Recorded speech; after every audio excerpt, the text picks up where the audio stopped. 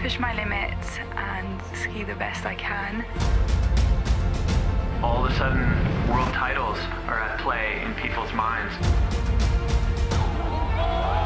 So the pressure just increases at these events.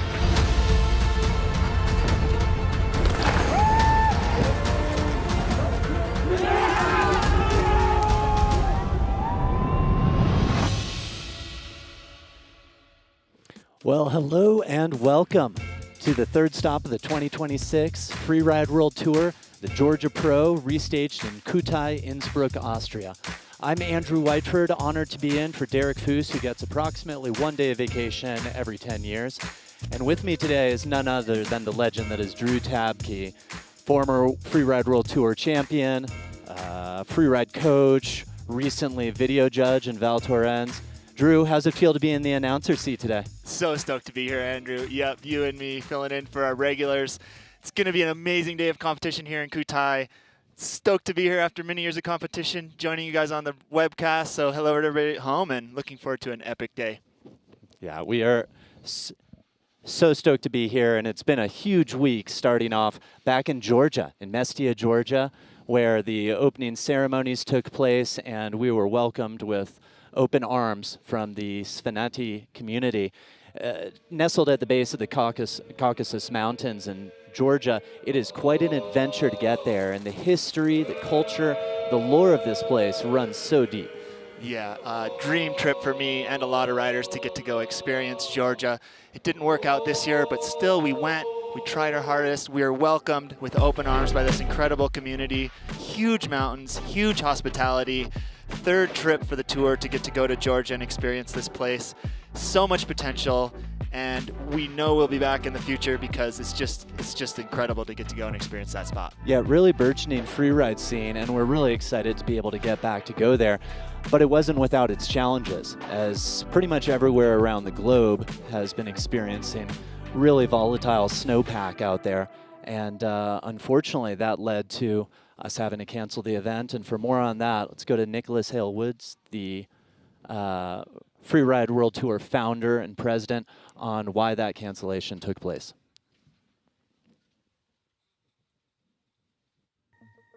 The key factor for the cancellation of the Georgia Pro in Georgia was snow safety. This year's very particular, with a permanent weak layer that is super dangerous in almost all aspects of the mountain and the whole area. So it was clear after triggering some big avalanches that we could not take the risk of sending a comp in these conditions. I truly believe that we did our best. We tried all the possible venues, all the possibilities, safety first, and it's a correct call if we say that we can't do anything now. For FWT, it's key to find a replacement venue. We decided to go for Kühtai Innsbruck, and Schöffi's face is actually managed and secure the whole year long because it's above a piste. There are some gazex, meaning the snowpack is much healthier. A restaging gives an additional competition for the riders to be able to score points and show their riding level. So we do everything we can to make this happen. There you heard it from Nicholas Hale Woods, the story behind the decision that brought us from Georgia back to Austria. Heartbreaking scenes there. You saw the local Georgian guides. These guys are such an amazing crew. Thousands of hours of work to put into this thing to have avalanche issues and have to move us over here. The Georgians accompanied us to Austria to bring the vibes, bring the Georgian culture. I brought my hat from Svenati as well. Love it. And they're here supporting, so the Georgia event's on in Austria. Yeah, and it was a journey to get there to Georgia, and then we had to reverse course and make our way back, which was a journey in itself. But if athletes are good at doing one thing, it's adapting to the situation, and whether it's plane, train, automobile, pretty much every mode of transfer short of a actual boat going across the sea. Exactly. We call Georgia the far side, and I understood why once I got there. 25 to 30 hours of travel to get there. competition canceled, 25 to 30 hours to get back. So adaptability is key in the mountains, and adaptability is key all year for these riders. Part of the game, changing plans, unexpected scenarios. You never know what's going to happen. They made it to Austria. They're here. They're ready to compete. Yeah, here we are in Innsbruck, Austria. A really incredible opportunity for us. So many resorts nearby the city, great access to both amenities and the outdoors, and also seems like a really strong focus on that quality of life and being able to get outdoors. Yep. I wish I had known more about Innsbruck when I was young, because I probably would have moved here. It's such a great scene. You see we're in Innsbruck, Austria, as it relates to the tour. Third stop of the season. Next up is Fieberbrunn, and after Fieberbrunn is the cut before Alaska and the finals in Verbier. Yeah, super stoked to be here. I'm honored to be in Innsbruck as well. Two places I've never been, Georgia, Austria, and here we are in Kühtai, which is really has a growing free ride scene, an awesome venue above us today in the Sheffy face, but a beautiful spot. I mean, looking up at those mountains above the city, it was incredible. We're seeing scenes of Innsbruck here on this.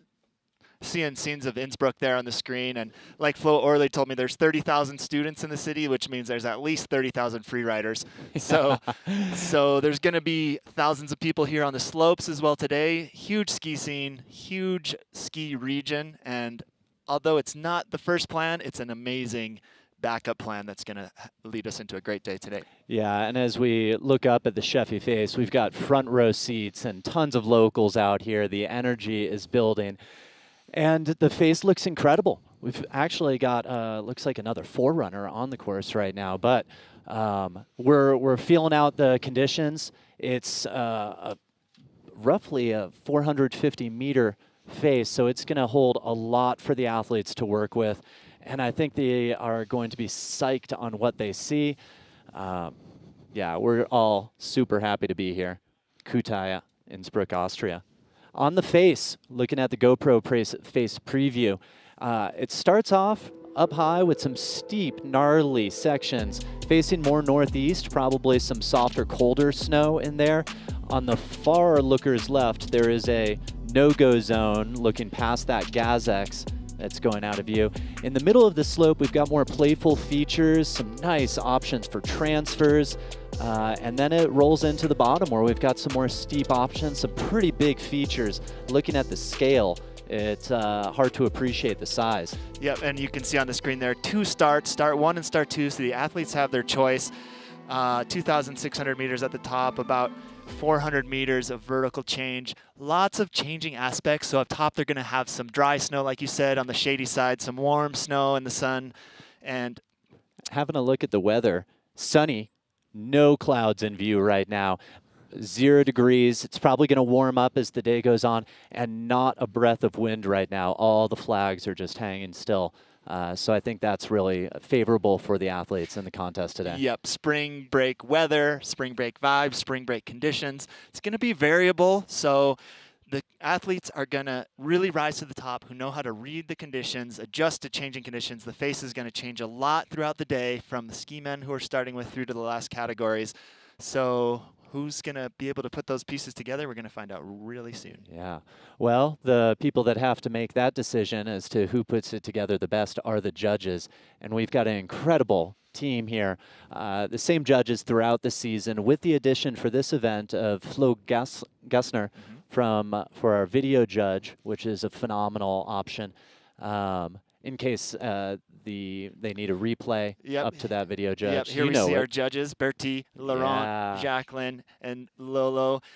Epic crew over there, years of experience, both as judges and pro riders. So tons of knowledge in that booth, skiers, snowboarders, tons of pressure as well, because these athletes' careers hinge on their results today. As we're heading up to one more result before the cut, these judges need to get it right, because a lot is at stake today. So much is riding on it. At the cut, 60% of the field moves on to the finals and Haynes and then Verbier. But it's all about Kühtai today for the Georgia Pro being restaged here. And when those athletes aren't in the eyes of the judges, they've got everything else happening in their lives and on the tour. and the Off the Record series on the GoPro Snow channel or YouTube. It's being put on by the Freeride World Tour studios as well. We get an awesome look at what the athletes are up to when they're not on the course. When it's a new venue, everything is more stressful. When you see it from the bottom and you're like, oh shit, am I really doing that? I don't know shit, I'm lost as hell. I was not sure, but I was like, you know what, if I feel very, very fast, I think it's doable.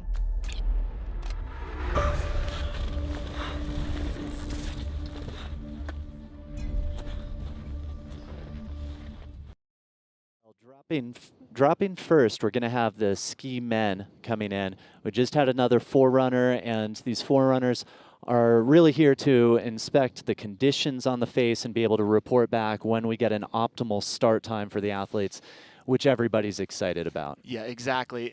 Considering this is more of a spring conditions event, it's not like powder where you can just drop in first thing in the morning.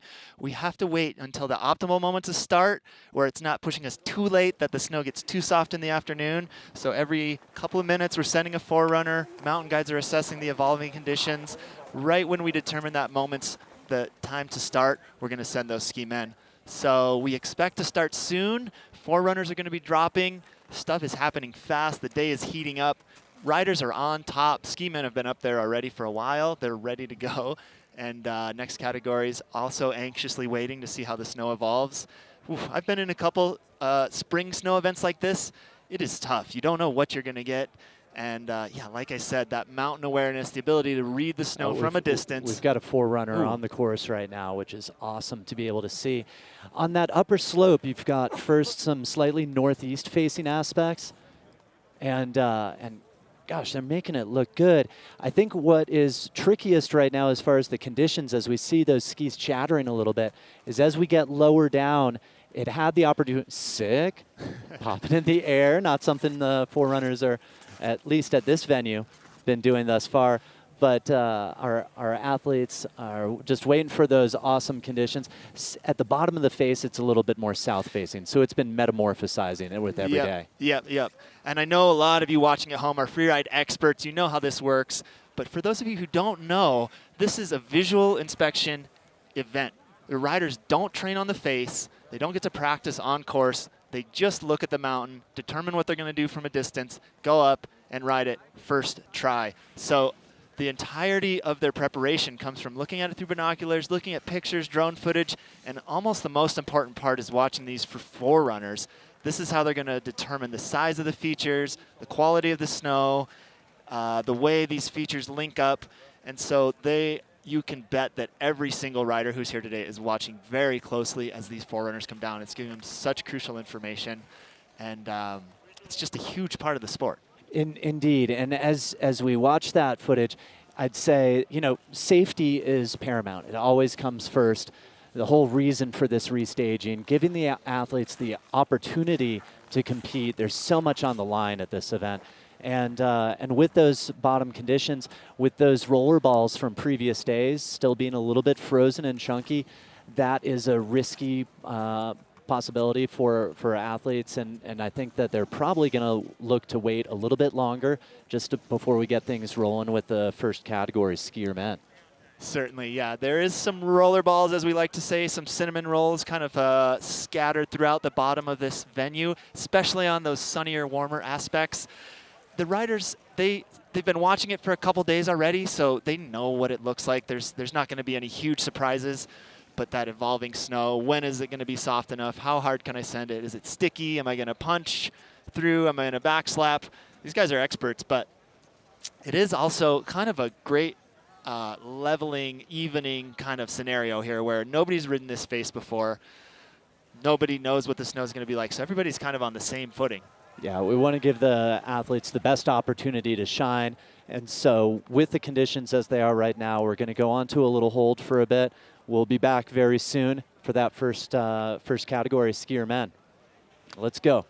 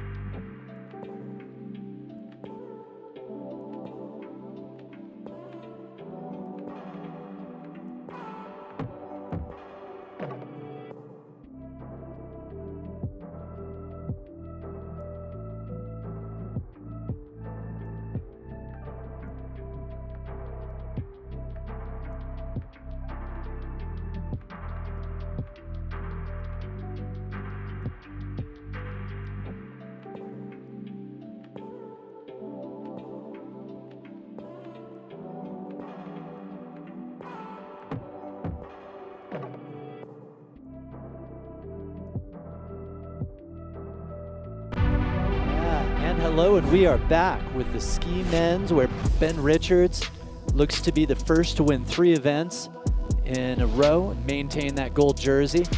Meanwhile, we've got Marcus Gogan, took the win at the previous 2 Georgia Pro events. Can he make it a 3rd? Yeah, exciting times. We're just a few minutes away from ski men dropping in. We're going to show you some scenes of the surroundings. We've got riders up on the top ridge. They've got about a 45-minute hike from this gondola up to the start gate. It's nothing new to these guys. Oftentimes they need to hike to get to the start.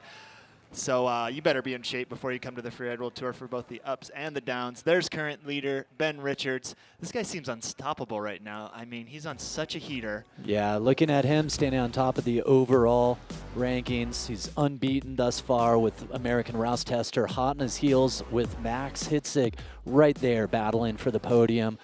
Looking down the run out over the overall, we've got so many heavy hitters. American Joey Leonardo also just having a recent strong finish in Val Thorens. But look at those names that are below the cut right now, like last year's 2nd overall, Martin Bender. We've got Christopher Turdell. All these athletes are looking to make huge strides today in the Georgia Pro here in Kühtai. Kind of some shockers, the people we see currently below the cut line, but it's anybody's game today, so we could see a huge mix-up in the current rankings once today's results are done and dusted. Yeah, I'd love to see Paul de Portelet have a nice result here. Super exciting skier. And shout out to those athletes that aren't with us right now due to injuries. We're hoping you heal up well and get back here on the tour ASAP. And here we see our men's ski start list. Ben Richards, first in the world. He's got to be first out of the gate today, so high pressure for him. Actually, not too much pressure because he's also one of the few riders who's already guaranteed to make the cut with his incredible results so far. And this start list is going to play a huge role today because the conditions, even by the end of this ski men's field, are going to be different for the last rider as they were for the first. Here we run our way down to the 20 total riders. Last rider of the day is going to be Victor Hale Woods. He's having a pretty cool season so far. Son of Nicholas Hale Woods, if you guys don't know, but man, this whole crew is just like stacked. I think it could be anybody's day. Freeride family, indeed, and all the athletes just out here together. You know, it's a competitive family, but everybody's so stoked to be out here today. Beautiful day. Again, that sun is warming up the bottom slopes. The last Forerunner made things look good. And I think we are in for some real fireworks today. Absolutely. We're seeing scenes from all over here. Here's some of the spectators lining up on the side of the piece. Shout out to the locals that came up to support. Shout out to the people watching at home. And hey, as a North American, definitely shout out to anybody up in the middle of the night supporting. I know the time zone is hard. Anybody at home, middle of the night, shout out to you guys. Yeah, it is an honor to be here with you. And it feels so cool to be here with the front row seats for this Georgia Pro event. Here we're seeing some more drone footage. These drone operators are bringing us such amazing perspectives. Technology has come so far. We've got an incredible crew of drone operators bringing you guys the best angles. And also, let's get into the fun bet. Yeah, the peak performance fun bet. Looks like people are favoring Ben Richards, Marcus Gogan, and Max Hitzig, which, you know, Gogan has been noted for checkers or wreckers, always an exciting player here in the free ride world. But yeah, tough to bet against Ben Richards, and I bet he's feeling a little bit less pressure in this first drop, just considering how well he's done so far this season. Also recently crowned world champion. Yep. And we are seeing start one here. We're gonna see throughout the day, riders are gonna choose between these 2 starts. Start one's a little bit higher up on the mountain. Start two is down this knife edge ridge where they actually have to climb a fixed rope with knots in it and some vertical climbing. And we're about ready to kick this thing off, Andrew. Let's go. Yeah, those athletes and their mindset is critical. Let's hear from Ben Richards what he's thinking. 20 seconds till he drops. Looks like Ben's in the gate. He's going to be dropping in about 20 seconds. He's feeling good. Start one. Ben Richards, 10 seconds. Keep it safe and keep it smart. Number 1, dropping in 10 seconds. Keep it safe and keep it smart. That's right. We're halfway through the season. Pressure is built. 3, 2, But this is 1. so exciting for our first rider of the 2026 Georgia Pro, Ben Richards, dropping in. That's right. First rider of the day is on course, Ben Richards, the smoothest skier on tour, if I say so myself. Oh, Sick! Putting Huge it down. gap jump. How does he even scope these things? Oh, Snow snake, and he's down. No. those variable conditions doing their worst. Looks Ooh, like really- Ben on his feet. That's always great to see. Hands in the air. Crushing turn of events there. He was putting together a beautiful run as the first rider of the day. And with these changing conditions, some sort of funky snow grabbed his ski in there. It wasn't a clear error that he made, just some really tough snow. So he's going to make his way down safely. Normally when these guys have a crash, the idea is to finish safely, not take any more risks. But Yeah, you know, it's hard not to have our eyes drawn towards the gnarly areas on the slope, but perhaps with the east-west orientation of the ridgeline above us and these gullies having a south and north face, it's almost like if you've ever been in a half pipe where one side is real soft and one side is super icy, and just managing that could be a pretty big challenge for our athletes. But happy to welcome Ben down here to the finish to start things off. oh man, yeah, bummer. I almost thought this guy was incapable of crashing after the incredible performance he's put up so far. Not a huge deal, like we said, he's already through the cut. He's guaranteed a spot in finals. Looks like he's healthy after that crash. So bummer for the result, but this man, we're gonna see him the rest of the season. Having a look at the replay right off the top, getting a feel for things, cheeky, shifty. And Let's look at this transfer. How far did he carry off this gap jump here? Oh, still on the top. Yeah, it was that next air, absolutely blasting. Up Levitating. and over. That was beautiful. Oh, I love that style of jump. So cool. Such a creative eye to inspect. And we should see the air here. Oh, Might be a little bit of breakable crust right there. You know, that unpredictability of whether you're supported or not by the snow surface. yeah, it looked like not even really turning or doing features. Kind of like a slight speed check to try to control his speed, and just took him out. Shout out to Ben, man. He's been so inspiring all year. We see the score coming in at 36.67. Setting the bar. Setting the bar, sitting in the hot seat. Probably not for too long, but I know he's got a huge following around the world. People have just been looking up to this guy and his smooth, buttery smooth skiing that's netted him 2 wins so far. Yeah, he wanted to give a shout out to the crew of Treble Crone and Stone Street. Up next, we're going to have Joey Leonardo. Number 2, dropping in 10. Yeah, man, Joey coming in hot as a rookie, currently ranked 4th, only 22 years old. 3, 2, Epic start to his 1, season. drop in. He's dropping in right now. Yeah, Joey coming from Montana. Just coming off an Ridger Bowl. epic finish, 2nd place in Val Thorens. Podiuming as a rookie is not easy, so amazing start to this young rider's season. Also had a start one. Also, Cruising features. Heading lookers left into some of the gnar. yeah, already a different line from Ben. So same start as Ben, coming into a steep, technical, kind of traditional big mountain section. Ooh, tough snow, but saves it. Yeah, I think the judges are going to have their work cut out for them today.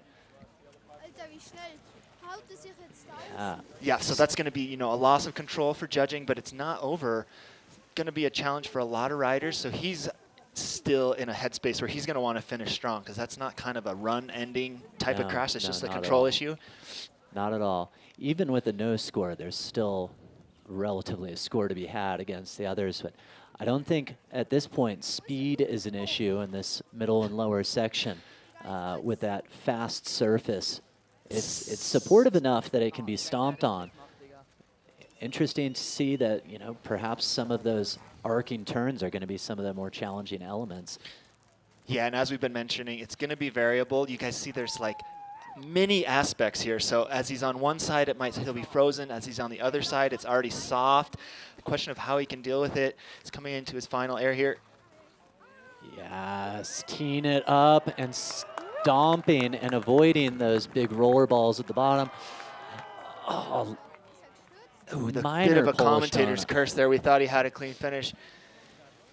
He's still going to get a score, so. Yeah, you can see the disappointment in Joey's actions, but at this point, we're just so stoked to have our athletes on slope out here getting those nerves dusted off. What is that snow? We're hearing the lamentation of the variable conditions there. Exactly, yeah, loss of control there, obvious on the judging line, some loss of fluidity. They still liked his line and his airs. First two riders of the day, definitely facing some challenging stuff there. Absolutely.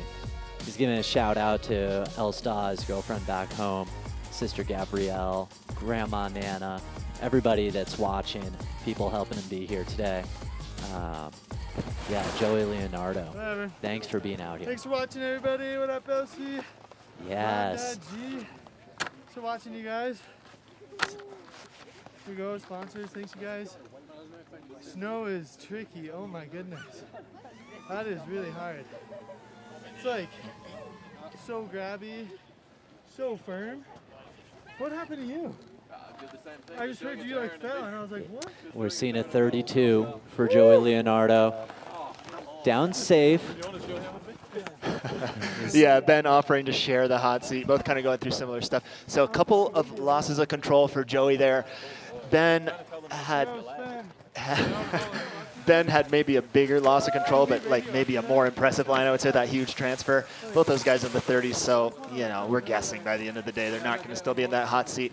Tough start so far for the first two ski men, but apparent that some really good skiing is possible if you put the pieces together, but there's also some serious, deceptive, trappy kind of snow waiting for you, so better watch out. That's right. These athletes have a standard in their mind of performance that sometimes can be challenging to bring in certain conditions.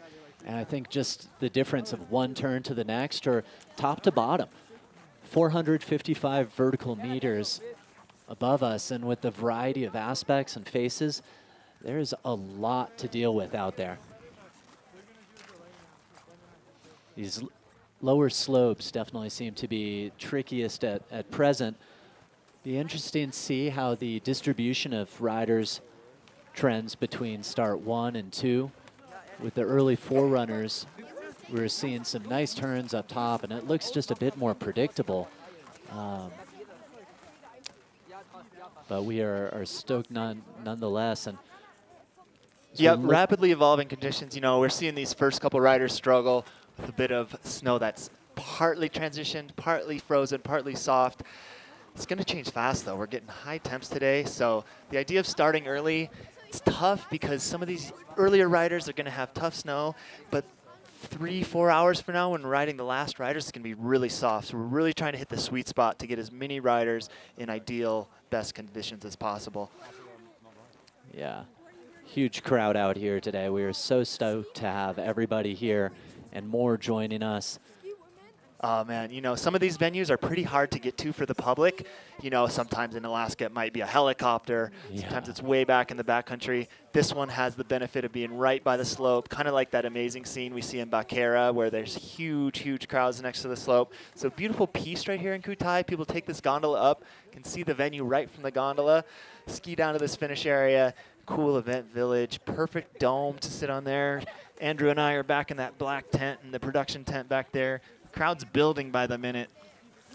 Probably going to have some Weiss beers flowing soon. Hopefully some sausages, you know. Yeah. You know how we do it in Austria. And the lift infrastructure in all these resorts is so cool. It's pretty wild having the gondola, the Kaiserbahn, going right above the Shuffy face here, providing a pretty rad view for anybody going over while an athlete's coming down. Yeah, I think some of the riders maybe just took a few up and down trips in that gondola yesterday, because actually one of the best places to see the face is from in the gondola itself. I think a few people just kind of rode a few laps, didn't get out of the top, rode back down, kept checking their lines from this cool kind of moving aerial perspective the gondola gives. And yeah, part of that visual inspection game. Find the creative angles you can find to see into the face, see into the secrets of the face that you can't see from anywhere else. Absolutely. Looking up, it looks like Carl Renier Eriksson, who would be dropping third. Yep. What's going on here, you guys? We're holding for just a couple of minutes to see if the snow needs a few more minutes in the sunshine to maybe improve slightly. Carl's in the start gate, ready to go, the third ski man of the day. Definitely a tough situation for that guy to be iced out, waiting. He could be dropping in any minute. We have decided to send back the first riders back to the start. They will need the elite.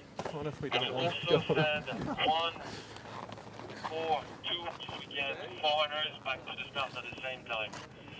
Can you double check that the safety elite by the finish can carry 4 people back to the start? Wow. I mean, the snow was so much changed. So, I will ask, yes. this is an unprecedented year for snow conditions, for challenging scenarios that are playing out. And in my memory, I'm not sure I've ever remember this happening. I don't know if you at home could hear that. They're going to send those riders back to the top and give them another run. I think what the Commissioner Lolo is feeling is that they maybe were a little premature pulling the trigger, sending the first riders, and maybe got an unfair shake at that first run. So they're going to find a helicopter to take them back to the top and get another Sure. 2 So for the runs. line, I think Mariana, if you can explain that the issue is that the snow is not contestable at the moment. We need to wait longer. The goal is to bring back the first riders to the start, as well as some foreigners to assess the snow conditions in the next 20 minutes. All right, well, we don't like waiting, but we're here for the athletes, and it sounds like sending the athletes back up with a few more forerunners. And in the interim, we're going to have a look at the Mammut venue check with the Commissioner, Lolo. When we decided to restage the Georgia Pro Freeride World Tour on the Sheffy's Face here in Austria, the key component was the fact that we knew the venue is secure for the riders and the staff, thanks to those Gazex behind me. Those Gazex are here to protect the whole cable car and the slopes below.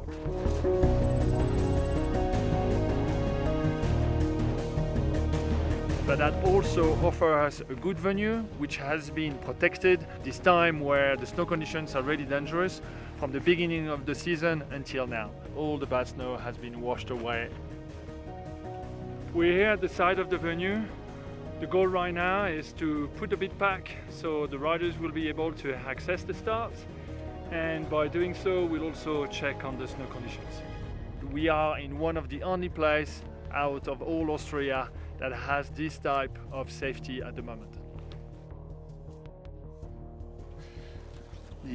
Yes, hearing some Mammut behind the scenes there from Lolo. But as I said, unprecedented scenario playing out here. We're sending the first 2 riders back to the top. The Commissioner feels they did those riders an injustice by starting a little too early in the idea of having a fair competition. They're sending them back up, and we're gonna get to see these riders have another shot at it. This is so exciting. So exciting. You know, I always tell people that in freeride, we try to imagine every possible scenario. Freeride has a way of always throwing out a curveball. You think of everything, Freeride's going to come up with something we couldn't have imagined. Sending up these 2 riders for a second run, that wasn't something I don't think was on anybody's mind. But we're going to do it in the interest of a fair competition, staying flexible, trying to have the best competition we can have. Yeah, it's all about the athletes with this, and we'll probably see some other forerunners come through to be able to communicate this. And it sounds like we're going to have a word directly with Lolo, the Commissioner. Do you get the radio? Yeah, hey Lolo. Love talking to Lolo, our Commissioner, and Drew and Andrew here. So unprecedented, Lolo. I can't remember this ever happening before, but tell us about this decision to send those guys back up. Yeah, you're right. As you say, it never happened before. I think, yeah, that's the type of snow conditions that needed us to take a new type of decision which never had been taken before. So to explain you the situation is we sent several foreigners which assessed the conditions, and for the look at it, it was good enough. The thing is, those freeride tour providers are going full sand a lot quicker, a lot faster, and the snow conditions at the moment are not good enough for a contest. So the decision has been to send back the first two riders to the summit. Yes, they will have an advantage, but they also gave so much feedbacks to the other riders at the start. So decision now is two foreigners as well as the first two riders back to the start, and the next assess of the snow condition will be at 10 past 10. Then we'll take a decision on when we'll send the first riders back. Excellent. Thank you, Lolo. Yeah, unprecedented times here, but the flexibility of these organizers and of the riders. If you've never been to a Freeride World Tour event, they move mountains literally to make this stuff happen. Yeah, absolutely. Got to be dynamic. And so for everyone here and at home, stay tuned. We're going to go on a quick hold for conditions, and we will be back soon with you. Thank you.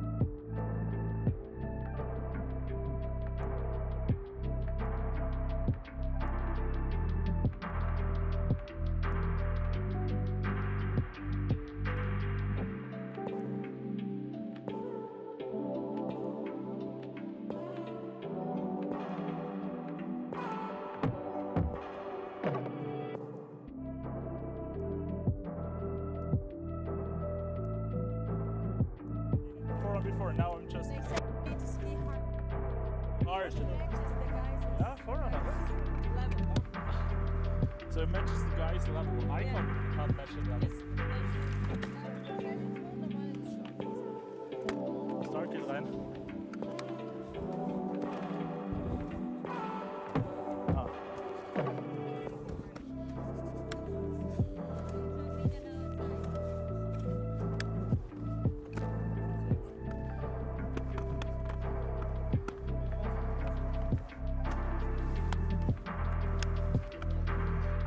No first one.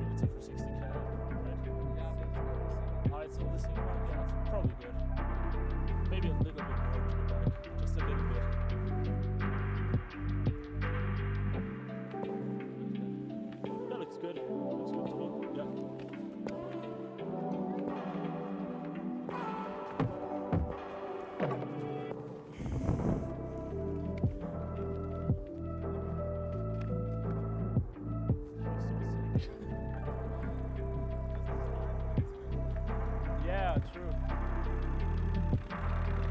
Yeah.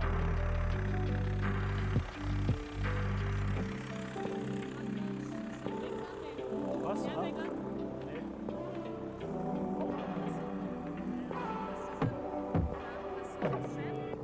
Nee. Scheiße. Ja. Ah, warte mal, da ist vom Andi noch irgendwo die Tafel bei.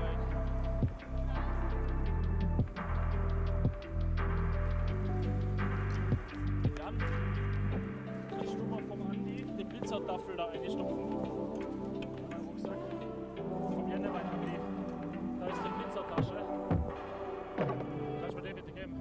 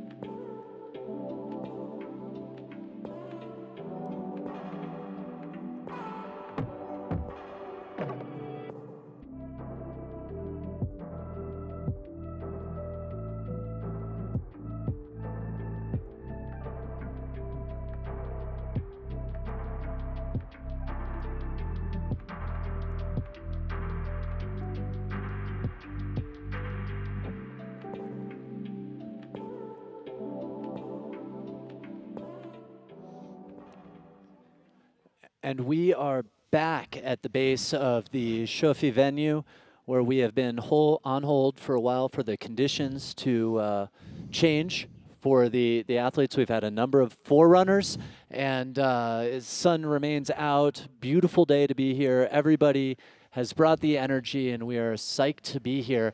We have new information coming in soon from our commissioner, Lolo Bess, and we look forward to hearing from him. Right now, as we see athletes still at the top of the mountain, we look forward to the update. Hey everyone, Lolo here. So, yeah, we had a bunch of foreigners since the beginning of the day. Our bet, really, with the safety team and the mountain guides, all the technical team, was to count on a spring snow. The issue we have on Shofi's face here is the fact that there is a lot of different aspects. And to reach the perfect snow conditions on all of these aspects, it was, and it is really hard, to not say impossible. At the beginning, we thought it was really good looking at the foreigners at the really top and at the bottom, but unfortunately in the middle part, it was too tough for the skiers to send it. To have pleasure, it's okay, but to be in a contest where the riders will really send it, to make a result, to push it, that would be not only difficult, but also dangerous. I went up there to have a last check on the snow conditions, thinking that we could potentially run at least the snowboard categories, which are better in crusty place, but the snow conditions remain way too changeable for a contest, even with snowboards. So right now, the competition is cancelled. It's with a heavy heart that I'm saying this, but I guess that's the game of free riding. There we have it. Lolo telling us the final word. Wow, this is just really heavy news for us, for the original Georgian host, for our restage hosts in Kühtai, for the riders who need a result, for the organizers. But it sounds like we're done here based on full safety call for the riders. Yeah, the reason we end up here in Kühtai today is for riders' safety, and I guess it's positive to be reminded that that is at the forefront of everybody's focus here with the Freeride World Tour: athlete safety, staff safety, and to put on proper events. All of these athletes have such high standards for what they want to do. Yeah, exactly. Thank you, Andrew. And we wanted to have the energy high all day. We wanted to see these riders, but like you said, this is about keeping the riders healthy at the end of the day. So let's get a little bit more information about this final decision with Bertie Denervold. Yep. Hey guys, I hear you. Hey, Bertie. Want to give us some more give us your perspective on this final decision here, Bertie, to call it off for the year. For the season. Yeah, like you said, you know, spring snow conditions are the most difficult ones to get right. You need it to be not too soft, not too hard. So it's really, we knew it. It's going to be difficult to get good contestable snow for everyone. And we saw that in the middle part, with all these different aspects, it was very variable, changing, and it's okay to ski for fun in there. But if you really want to go full speed, the risk that you encounter snow that you were not expecting and have an accident, and that's what we don't want to see. I mean, this is a dangerous sport as it is, and to add variable snow conditions like it is today would have been adding too much danger. Yeah, thank you, Bertie. And obviously, tough decision for everybody. So much invested in this: time, money, energy, and I just, as a former rider myself, I know how hard it is to go through an experience like this, but ultimately knowing that the people making the decisions are taking care of the rider's safety first, not pushing for something just to complete the event. It's heartbreaking, but it's the right decision. Yeah, thank you. Thank you to the judges. Thank you to the athletes. Thank you to all of the staff. And thank you so much for the fans for being here. This passion for free riding that connects all of us. We can feel it, and we can feel the heartbreak right now. And but we are looking forward to the Fieberbrunn Pro, the next event. We're looking forward to the finals this season in Haynes and Verbier. There's so much more to look forward to. This isn't the end of things, and we're excited for the next stop. You know, it's been an honor to be here just for a few hours. Myself, Andrew Whiteford, and Drew Tabke here. An unprecedented event and sequence of events of this Georgia Pro in 2026, restaged here in Kühtai, Austria. Yeah, so. Yep, thanks everybody for joining us, and thank you for your support. This is what Freeride's all about. We're going to stay safe, and we're going to ride tomorrow. So we'll see you guys next time. See you in Fieberbrunn.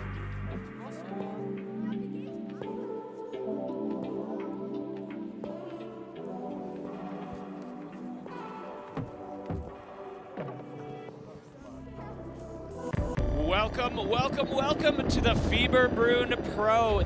We are here for the cut, and we have a lot of riders feeling a lot of nerves. The history and legacy of these faces, you know, there's been so many amazing runs. As a rider, you just want to add to the legacy. Yeah, I mean, the cut is everything. It's make or break your whole career almost. Like, you make the whole next season, you're doing the World Tour again. If you don't make the cut, you don't know if you're snowboarding again. Fieberbrunn delivering the drama that we were all hoping for. The cut is just always in your head.